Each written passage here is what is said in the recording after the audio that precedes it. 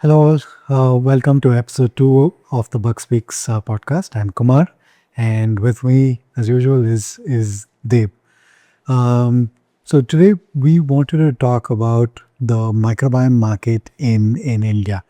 Um, we conducted a survey recently. So if you could tell us a little bit about that survey. Yeah.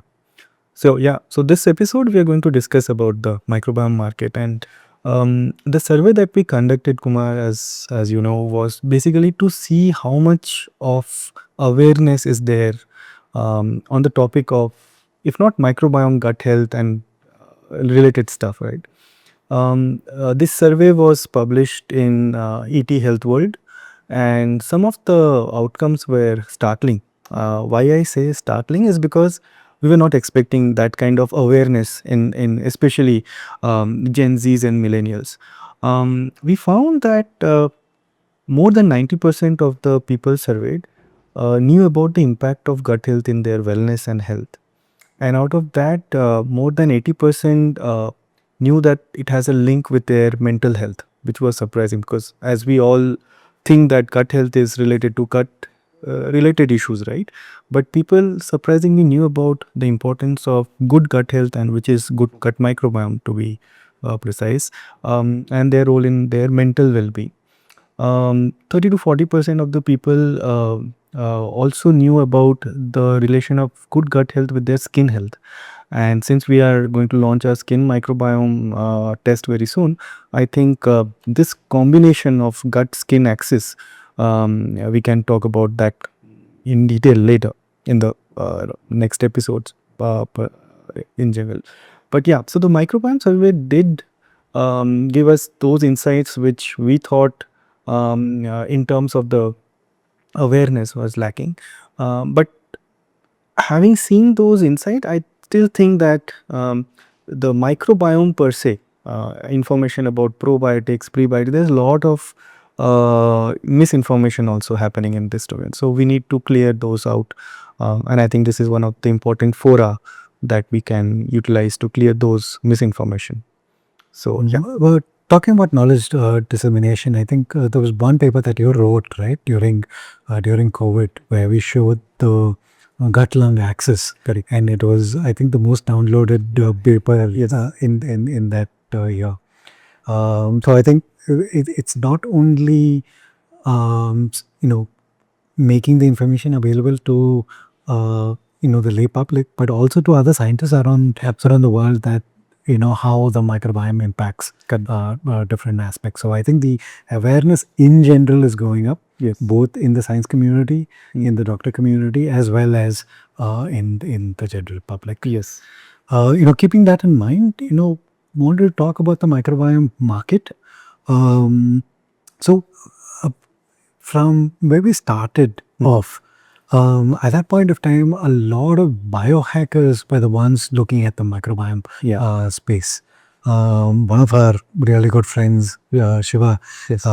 who's heads multiple companies, now part of BioPeak, was one of the initial takers of the microbiome test because he wanted to understand his own body.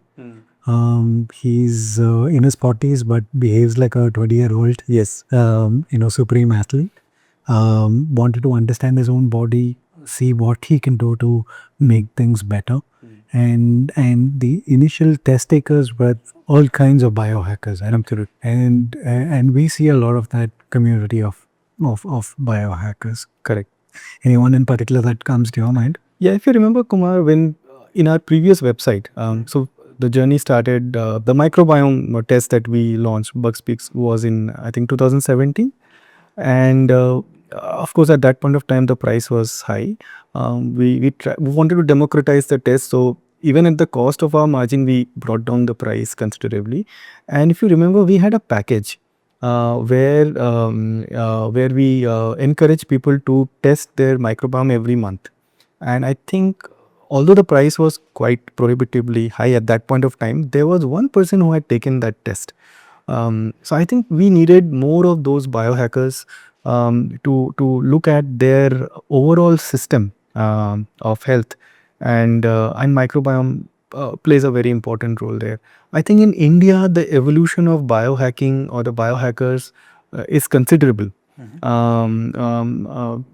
Shiva, you mentioned, is one of those players, maybe. There are many others, right?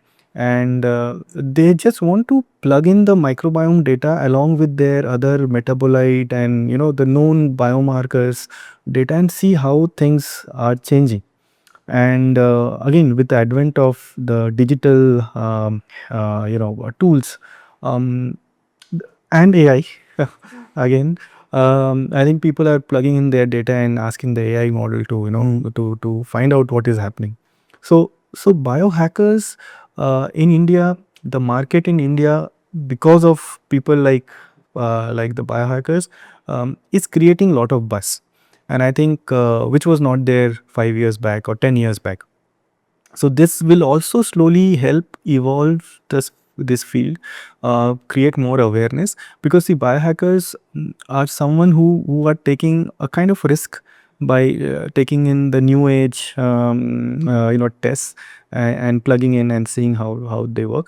But their positive outcome or journeys will encourage other laymen to incorporate these kind of new age tests in their daily routine.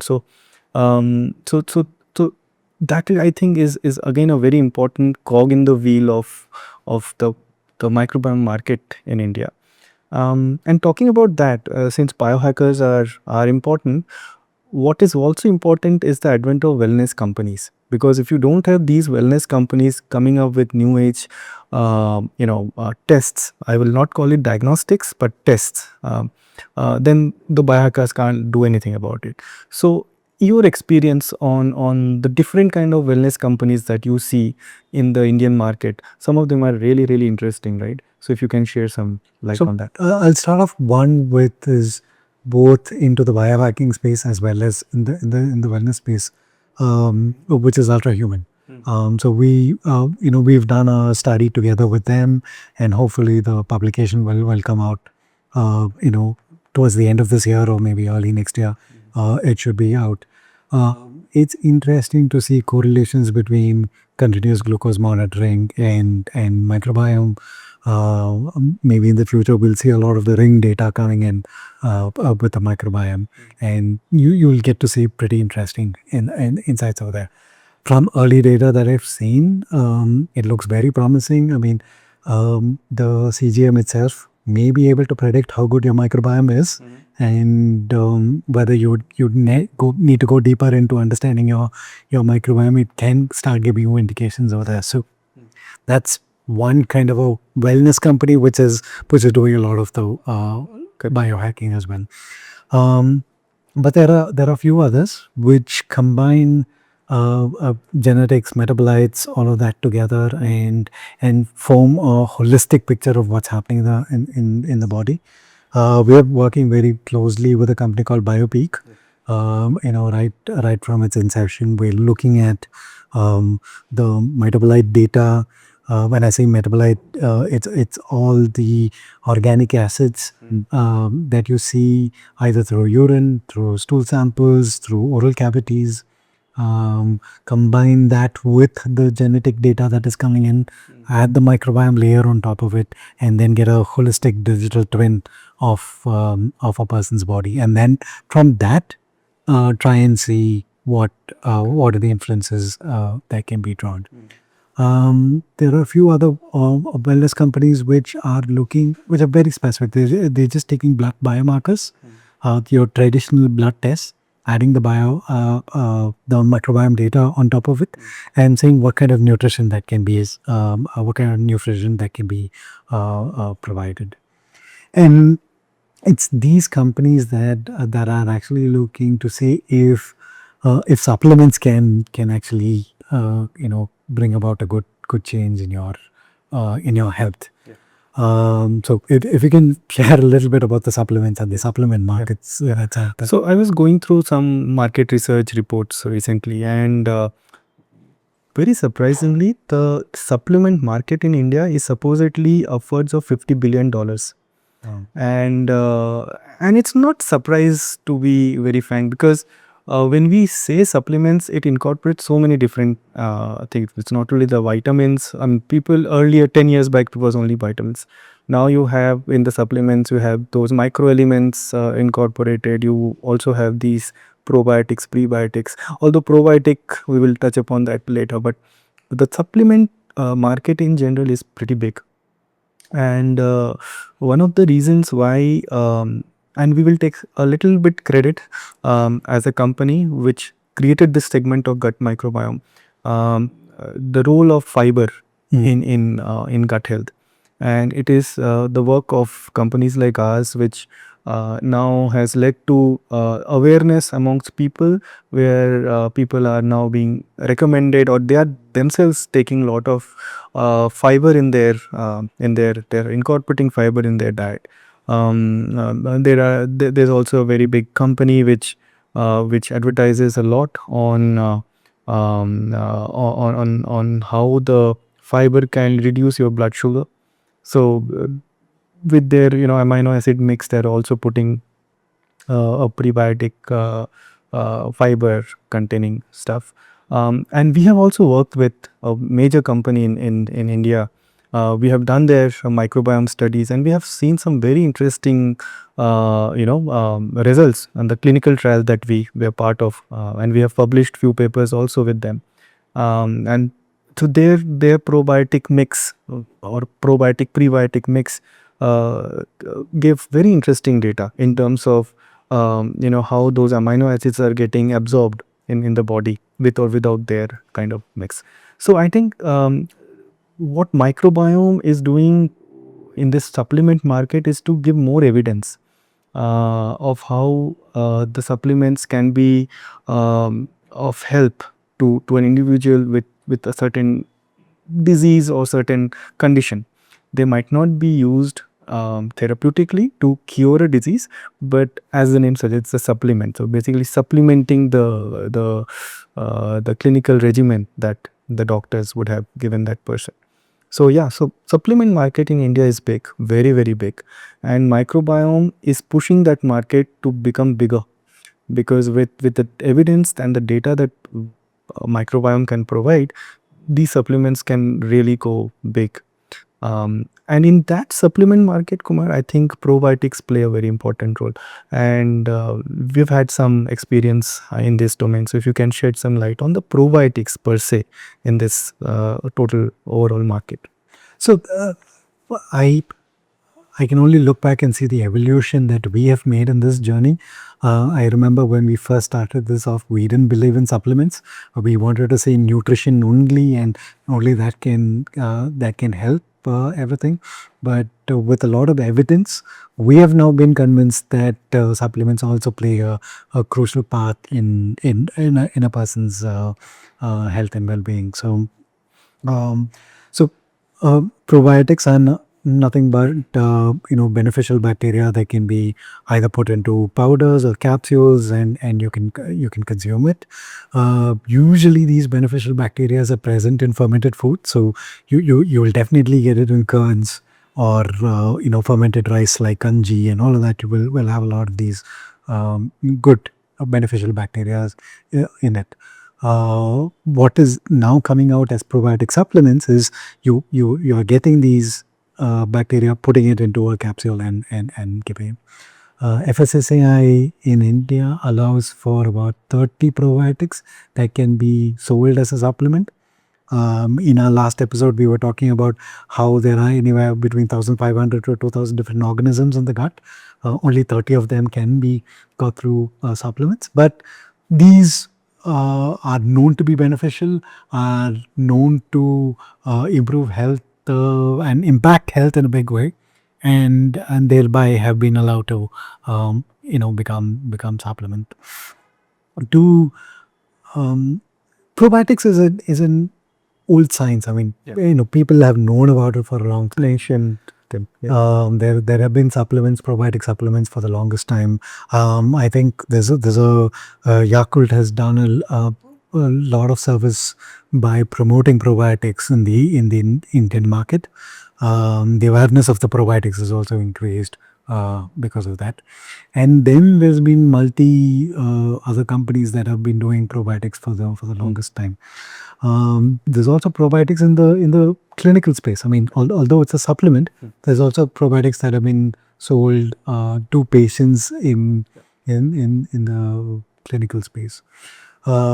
The little exercise that we have done is that we've taken all the Indian data that we have collected, which is by far the largest that is present in India. Looked at most of the probiotics that are missing over there, narrowed down on 7 species that were consistently missing, Yeah. and then put a supplement, and we named it after India. So Rich Biome Indus is what we've called it. And that's from saying that let's not introduce supplements at all to seeing anecdotal evidence and clinical evidence that supplements playing a huge role, to coming up with our own supplements is a little Big journey there. it's a good journey. Anything more that you want to add in the probiotics? Probiotics, yes. I mean, see, again, I was reading a market survey on the probiotic market in India. It says plus minus $1 or $2 billion here and there. It's around 9.7 to around $10 billion industry. So supplement is around 50 to 53 billion dollars. Out of that, probiotics is around $10.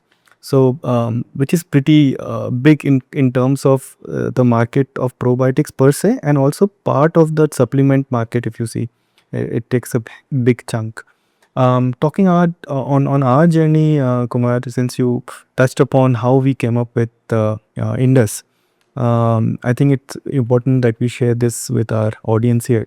When we were having the reports first, as we had touched upon last time also, we didn't have any template. And we wanted to make the reports actionable. See, for us, it was very easy to put information in terms of which bacteria are absent, which fungi are present, and so on and so forth. But we wanted to make some actionable report. And one of the actionable items was in the report was to provide the probiotics that we found were missing in the Indian gut. And if you remember, our earlier clients used to go out in the market and they were unable to find those probiotics, and then they used to come back and ask for help. And that's how the development of Indus started, and we started our own brand called Rich Biome. And Rich Biome Indus is now doing very good with minimal marketing that we have done so far. In fact, there are a lot of companies now which want to collaborate with us on the Rich Biome brand itself.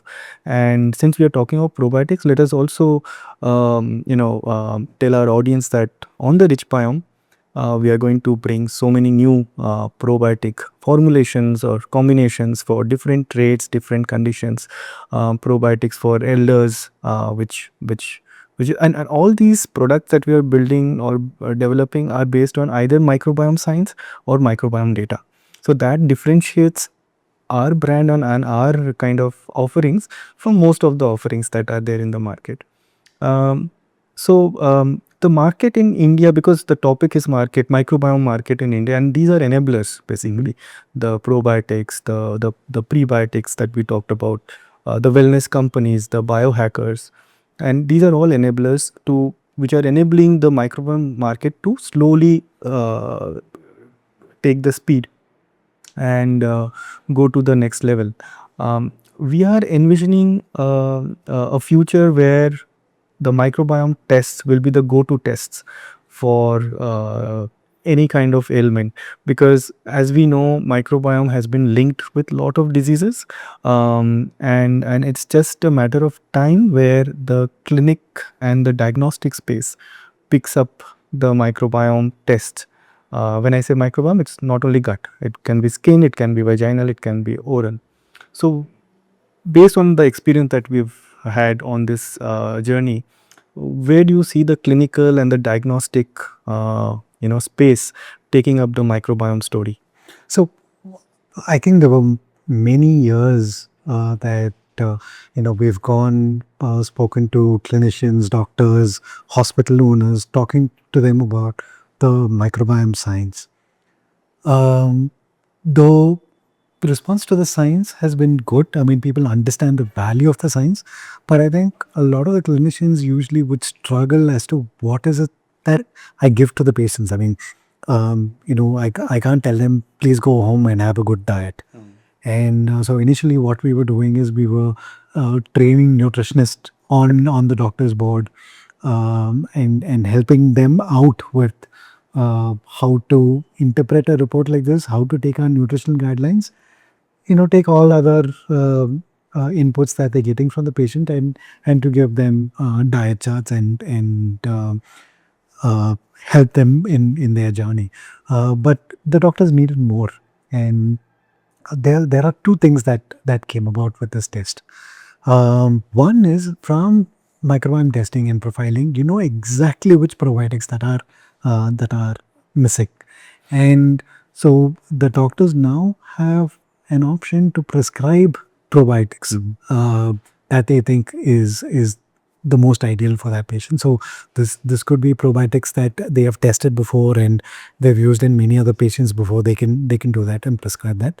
Or secondly, they can also start prescribing personalized probiotics. So this is what the test report shows. This is what is missing in the gut, and so we can put those together and give it to the patient. The problem with this right now is probably economics of scale is not there, and in due course, the price of that personalized probiotics will also start coming down.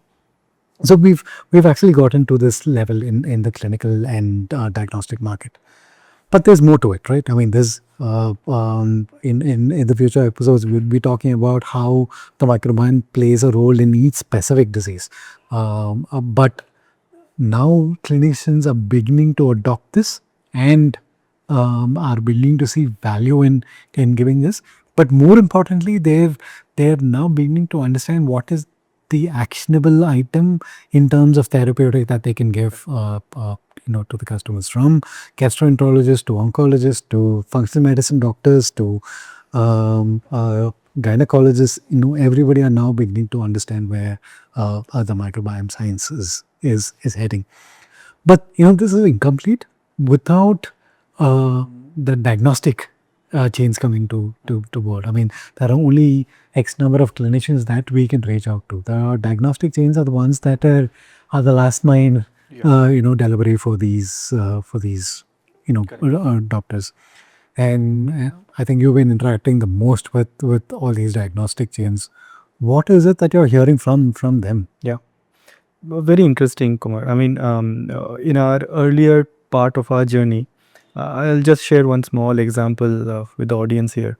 So we used to, even now, we meet a lot of doctors, clinicians, and we have exchange of thoughts on the tests and stuff like that. Initially, as I said, I mean, the awareness was not much. So people used to be very receptive. They were very patient in understanding what we were offering, but the response was only that, right? I'm talking about mostly the clinicians. Then in 2022, very interesting episode happened. So we had gone to one hospital in Delhi, very big one, and we had presented to the gastroenterology department there, and everything happened well, and nothing moved after that. That was sometime in 2019. In 2022, got a call from one of the doctors there, and he said that my patient has come to me and he's demanding the gut microbiome test, and I fortunately knew you, so I am just calling her. The point I'm trying to make here is that the awareness is slowly creeping down, and it's the people who are now demanding these kind of tests from the clinicians, and some of the clinicians are now being forced to prescribe this tests.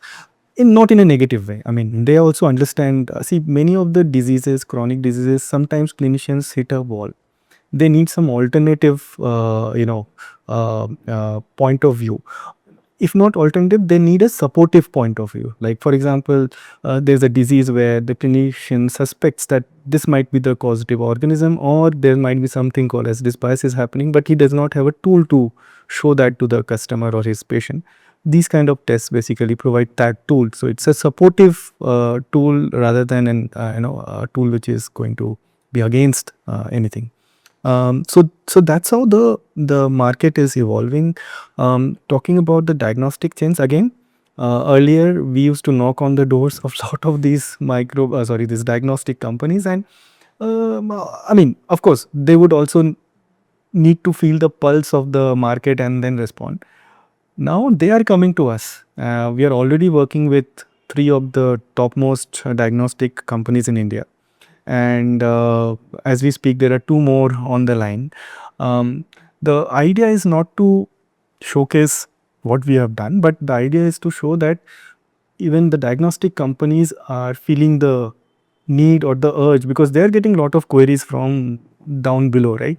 That does your company provide gut microbiome test, and they feel that there's a lacune, and that's where they come and then we collaborate. So I think the market in India, because we are, the topic is that diagnostic companies do play a very important role, and with their phlebotomists, in every different cities, um, carrying a kit box for a sample collection just is so easy, right? And since they also talk to a lot of clinicians, I think the awareness at the clinical level can also go up once more and more diagnostic companies join hands with companies like ours and democratize the microbiome tests. So that's where I think these two things can take us to. Healthcare ecosystem Yes. is not only allopathy, right? I mean, Yeah. it's much larger than that. Um, there could be mixed reactions about Ayurveda and naturopathy and all of that. But now, what we are enabling with the microbiome test is actually showcasing scientifically what is happening in the gut. We see a few Ayurvedic clinics as well as naturopathy clinics coming to us to first understand what the microbiome science is, and they're also beginning to see correlations between how the microbiome changes over a period of time with the kind of therapy that they are giving. The causative mechanisms might not be still fully understood, and what the exact science behind all of that is still needs to be discovered. But we do see a lot of correlations there. But it was, I mean, I've been in drug discovery. My dad used to work in GSK, so I've been in allopathy all my life, and I probably kind of looked down upon Ayurveda a lot. Till I actually went to these centers, see what they were doing, got the samples. Now beginning to see the correlations that are happening, and I think that is also a new aspect. It's also broadening the science, but it's also broadening my mind also a lot more of what is happening. It's also it's also the it's a combination of lifestyle, wellness, food habits, all culminating together in an umbrella called naturopathy, which we are seeing. But now there's a scientific evidence backing everything that is being out. And from whether it is Ayurvedic resorts to the major hospitals in the world, I think medical tourism is increasing. It's just probably the tip of the iceberg right now. We're going to see a lot more of the medical tourism in general that is happening. So, share some insights on medical tourism and how you're seeing microbiome impact in that space. So I think India is one of the world capitals with regards to medical tourism, because of, again, we provide some of the best healthcare facilities. The doctors are A class, and not only the Western medicine, as we call as allopathy, we also have very rich heritage of Ayurvedi and naturopathy and Unani in our system. So that kind of gives a holistic, well-being options to medical tourists coming from different parts of the world to get treatment in India. Talking about that, Kumar, we are also working closely with some of the best resorts, healthcare resorts, spas that are known to people across the world. And I think microbiome, the fact that they are working with us means that they also know that these kind of tests, evidence-based, outcome will help them propel their kind of uh, therapy or treatment regimen to their clients. Many of these clients probably also know about these microbiome based tests because they are coming from these countries, and when they see that these kind of tests are available right there in India, they get really excited, and they have much more than faith on the companies or these kind of organizations giving these treatments and all those regimens. So medical tourism again in India is a big industry, and new age science like microbiome will propel it further. So the microbiome market in India, if you summarize, basically includes the probiotic market, the supplement market, the wellness companies, the biohackers, and of course, there's a small aspect that I think we should touch upon is the media. See, media, to educate the end user, we have to educate the media, and because we interact with a lot of journalists now, when we talk about the microbiome, they immediately understand it. This was not the case 5 years back, right? Because they used to, what is microbiome, what is gut health? Now, media, because see, ultimately, whatever we want to encourage people to do has to be done in a proper scientific manner. And very interestingly, a lot of the journalists now understand, this concept.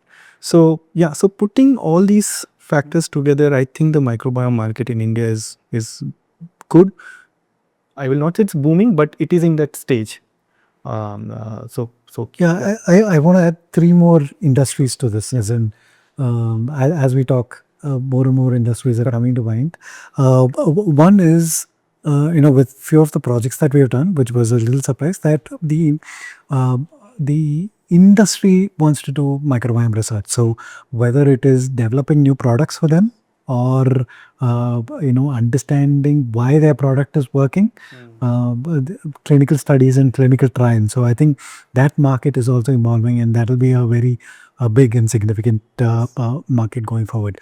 Globally, FDA has not yet mandated microbiome studies as part of clinical trials, but I see in the near future, that coming into play.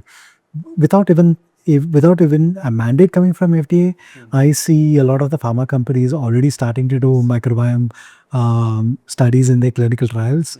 One, to select the cohorts much better, Correct. and secondly to understand what's happening to the microbiome with the drugs that they're developing.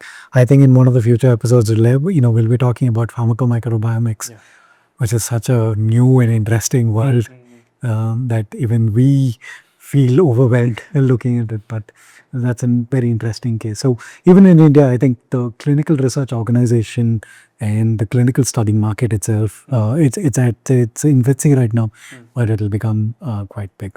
Sure. The second aspect, which is tied to this, is the regulatory market. I mean, we just got our NABH certificate. We've I think got through our NABL audit as well. We're waiting for the certificate, but it was the first time where we are educating the regulators about what the microbiome is, and they are beginning to understand this. And the responsibility was on us to teach them this is what needs to be done for microbiome analysis. They've taken that into account, and I think regulation of this market will slowly start coming into play, and which I think, although I'm usually against any kind of regulations, but in the healthcare space, I see the utility of it, and the I see the regulatory aspect also coming into place over here. Right. And that itself is going to regulation and the work around regulation itself is going to open a huge domain, and that's going to sizably increase the kind of work and the market over here. Lastly, education. I mean, it's a key thing that I think we need to talk about. Correct. The number of well, compared to last year, I thought last year itself, the number of students wanting internships in microbiome was a lot. But compared to last year, this year has been phenomenal. Every day we're getting about 10 requests saying that they want to do some kind of internship, whether it is to understand the lab work, the bioinformatics part, the computational biology. We're now getting doctors applying for internship saying, they want to understand microbiome science. And I remember us discussing, saying, how do we even respond back to doctors saying about internship? Yeah. So the education market itself is pretty big. The new courses, I was recently part of setting the syllabus for masters in a very reputable college in Bangalore.